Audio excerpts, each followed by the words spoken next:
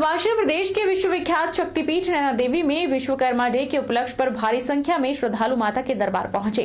श्रद्धालुओं की भीड़ को देखते हुए मंदिर के कपाट सुबह जल्दी खोल दिए गए, लेकिन दोपहर तक श्रद्धालुओं की भारी भीड़ मंदिर के पास उमड़ पड़ी और जगह जगह पर एक्स सर्विस मैन और होमगार्ड के जवानों ने भीड़ पर नियंत्रण बनाए रखा। हिमाचल प्रदेश के विश्वविख्यात शक्तिपीठ नैना देवी में विश्वकर्मा डे के उपलक्ष्य पर भारी संख्या में श्रद्धालु माता के दरबार पहुंचे। दोपहर की आरती के बाद श्रद्धालुओं की भीड़ फ्लाईओवर को पार कर गई और श्रद्धालुओं को छोटे छोटे जत्थों में लाइनों में माता के दर्शनों के लिए भेजा गया। विश्वकर्मा डे होने के कारण ज्यादातर फैक्ट्रियां, गाड़ियां, ट्रांसपोर्ट बंद होती हैं, जिस कारण काफी संख्या में श्रद्धालु मां के दरबार में पहुंचे और माता का शुभ आशीर्वाद प्राप्त किया। कई श्रद्धालु दिवाली के अगले दिन माता को भेंट चढ़ाने के लिए भी पहुंचे और श्रद्धालुओं की भीड़ पर एक्स सर्विस मैन और होमगार्ड के जवानों ने पूरी तरह से नियंत्रण बनाए रखा। महामाई के दरबार से अज बहुत रश आ, बड़िया संगतां दूरों दूरों आईयां पर महामाई की कृपा नाल बहुत वधिया दर्शन होए। जयकारा मां नैना देवी का बहुत साचे दरबार। विश्वकर्मा डे है, नैना देवी में बहुत ही मात्रा में श्रद्धालु आ रहे हैं, इसलिए हमने अपने जवान हर पॉइंट पर तैनात किए हुए हैं और सुरक्षा व्यवस्था ठीक ढंग से चली है। अंतर्राष्ट्रीय लवी मेले से पूर्व आयोजित किए जाने वाला अश्व प्रदर्शनी कोविड की भेंट चढ़ गया है। आधिकारिक मेला आयोजन न किए जाने के बावजूद लवी मेला मैदान में सैकड़ों अश्व पहुंचे हैं। इस बार अश्व पालकों को खरीदार कम होने के कारण घोड़ों के वाजिब दाम नहीं मिल रहे, जिस कारण सस्ते दामों पर घोड़े बेचे जा रहे हैं। अश्व पालकों का आरोप है कि उन्हें पूर्व की भांति मैदान में सरकारी सुविधा भी नहीं मिल रही है। शिमला जिले के रामपुर में आयोजित होने वाला अंतर्राष्ट्रीय लवी मेला इस बार कोरोना की भेंट चढ़ गया है। मेले से पूर्व आयोजित किए जाने वाले अश्व प्रदर्शनी हालांकि आधिकारिक नहीं मनाई जा रही है, फिर भी सैकड़ों घोड़े लेकर स्पीति समेत विभिन्न हिस्सों से अश्व पालक रामपुर मेला मैदान में पहुंचे हैं। खरीदार कम आने से अश्व पालकों को अपने घोड़े सस्ते में बेचना मजबूरी हो गया है। अश्व प्रदर्शनी में मुख्य आकर्षण तिब्बती नस्ल के चौमुर्थी घोड़े होते हैं। इस बार स्पीति से करीब 80 चौमुर्थी घोड़े लाए गए थे। इसके अलावा अन्य हिस्सों से भी सैकड़ों घोड़े बिक्री के लिए आए हैं। घोड़ों की बिक्री न होने के कारण आधे दामों पर घोड़े बेचना अश्वपालकों की मजबूरी है। अश्वपालकों का कहना है कि पहले मैदान में घास, चारा और अन्य सुविधाएं सरकारी स्तर पर मुहैया करवाई जाती थी, लेकिन इस बार कोई सुविधा नहीं है। इससे उन्हें कई दिक्कतों का सामना करना पड़ रहा है। हम लोग 3 वैली से आए हैं यहाँ पर लवी में अपने चुमुर्थी घोड़ा को बेचने के लिए। हर साल हम लोग यहाँ मेले पे घोड़े बेचने आते थे। इस साल कोरोना की वजह से मेला नहीं लगा और हम लोग 80 घोड़े लाए थे, जिसमें से 50 बिके और बाकी रह गया है। घोड़े भी मेला ना होने के कारण घोड़े भी बहुत सस्ते में बिके हैं, व्यापारी आ नहीं पाए। मैंने लवी मेले में रामपुर से घोड़ा खरीदा है। हाँ जी, कितने में? 20,000 में। अच्छा, यहाँ लवी मेला में चुमुर्थी नस्ल की घोड़ी बेचने आया हूँ। हाँ इस साल हमने वहाँ से 70-80 घोड़े लाए तो बहुत कम बिक्री हुआ है। कोरोना की वजह से खरीदार बहुत कम आया है। तो मैं सरकार से भी निवेदन करना चाहूँगा कि पहले जब हम यहाँ पर घोड़े बेचने आते थे तो हमें घोड़े के किराए मिलता था, घास मिलता था, दाना मिलता था। और पिछले 2 साल से हमारे को यहाँ कोई पूछने वाला नहीं है, ना कोई घास दे रहा है, ना चना दे रहे हैं। नूरपुर ब्लॉक की लोहारपुरा पंचायत के वार्ड नंबर 8 के गरीब परिवार की मदद के लिए रणजीत बख्शी जन कल्याण सभा ने हाथ बढ़ाया और परिवार की स्थायी रोजगार के लिए आर्थिक मदद की। रणजीत सिंह बख्शी जन कल्याण सभा गरीब परिवारों की मदद और नूरपुर ब्लॉक की हर पंचायत में लाइब्रेरी खोलने के लक्ष्य से काम कर रही है।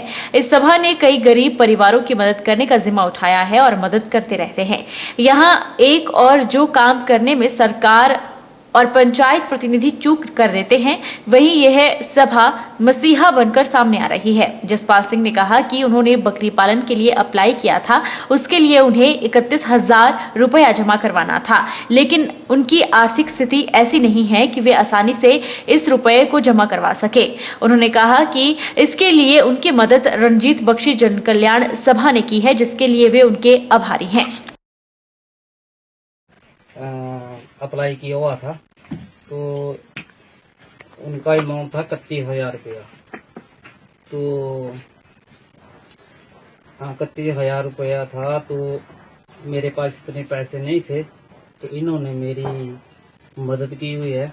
रणजीत बख्शी जन कल्याण सभा जो है इन्होंने मेरी दिवाली का शुभ अवसर है जैसा कि आपने कहा, और हम लोगों को कुछ समय पहले यशपाल जी के बारे में पता चला था और हमने प्रयत्न किया है कि एक योजना है सरकारी बीपीएल बकरी पालन की, जिसके अंतर्गत हम इनका एक परमानेंट, एक स्थायी रूप से इनका एक आय का स्रोत क्रिएट करना चाहते हैं।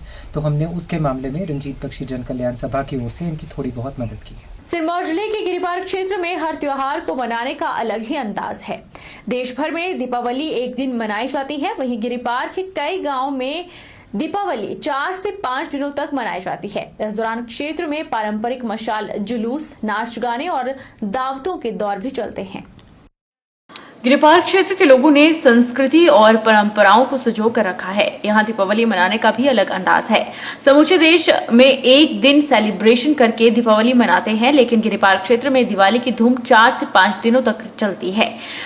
क्षेत्र में संस्कृति का अनोखा रंग देखने को मिलता है। अमावस्या की रात्रि 3 बजे लोग मशाल जुलूस निकालते हैं। एक दिन पहले घर के पुरुष मशाले तैयार करते हैं, जबकि घर की महिलाएं तरह तरह के पारंपरिक व्यंजन बनाने में व्यस्त रहती हैं। मशाल जुलूस गांव के एक छोर से शुरू होता है और गांव के बाहर जाकर खत्म होता है। जुलूस के पीछे मान्यता है कि मशाल जुलूस में देव आवाहन से गांव में घुसी बुरी आत्माओं और आपदाओं को खदेड़कर गांव के बाहर निकाला जाता है। क्षेत्र में मशाल जुलूस की बेहद विचित्र परंपरा है। मशाले तैयार करने के लिए कई महीने पहले लकड़ी की पतली छड़ियों को इकट्ठा किया जाता है। अनोखी दिवाली मनाने की परंपरा सदियों से चली आ रही है। पहाड़ी संस्कृति का यह अनोखा त्योहार 4 से 5 दिनों तक चलता है।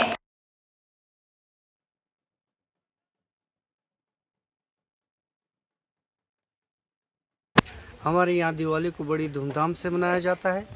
रात को मशाले जलाकर दिवाली का सेलिब्रेशन किया जाता है।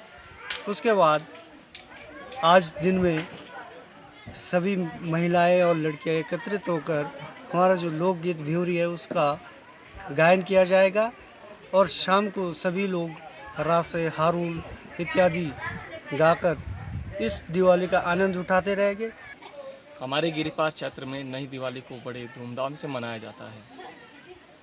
आज भी गिरिपार क्षेत्र में दिवाली को पारंपरिक तरीके से मनाया जाता है। लोग मशाले जलाते हैं, मशालों का जुलूस निकालते हैं और इन मशालों के जलाने का जो एक औचित्य है वो है बुराई पर अच्छाई की विजय। देवभूमि क्षत्रिय संगठन प्रदेश अध्यक्ष रूमित सिंह ठाकुर ने कहा है कि आजकल हिमाचल प्रदेश में स्वर्ण आयोग का मुद्दा सुर्खियों में है। ऐसे में कुछ नेताओं द्वारा स्वर्ण आयोग को लेकर विवादित बयानबाजी की जा रही है। कुछ समय पूर्व मंत्री सुरेश भारद्वाज के बयान से स्वर्ण समाज में काफी रोष देखा गया था। वहीं पिछले कल कांग्रेस सरकार के वरिष्ठ मंत्री रहे कौल सिंह ठाकुर के बयान से एक बार फिर स्वर्ण समाज के लोग आक्रोश में नजर आ रहे हैं। रूमित सिंह ने चेतावनी देते हुए कहा है कि इन दोनों बुद्धिहीन नेताओं का घेराव करके विरोध किया जाएगा। जैसा कि अब पिछले कल हिमाचल प्रदेश कांग्रेस पार्टी के एक वरिष्ठ नेता रहे कौल सिंह ठाकुर, जिन्होंने स्वर्ण समाज के प्रति एक बेहुदा, एक बेतुका बयान दिया, जहां पर एक पत्रकार बहन ने उनसे स्वर्ण आयोग के बारे में प्रश्न किया, स्वर्ण समाज के बारे में प्रश्न किया, जातिगत आरक्षण के बारे में प्रश्न किया और कौल सिंह ठाकुर का उसके ऊपर एक बेतुका बयान और एक शर्मनाक बयान, जिससे पूरे हिमाचल प्रदेश का स्वर्ण समाज आहत हुआ है। और जिस प्रकार से कौल सिंह ठाकुर भीमराव अंबेडकर द्वारा लिखी गई किताब को गीता के साथ उसकी तुलना करते हैं, भागवत गीता के साथ उसकी तुलना करते हैं, जातिगत आरक्षण को उसका सपोर्ट करते हैं, वो अपने आप में एक शर्मनाक विषय है।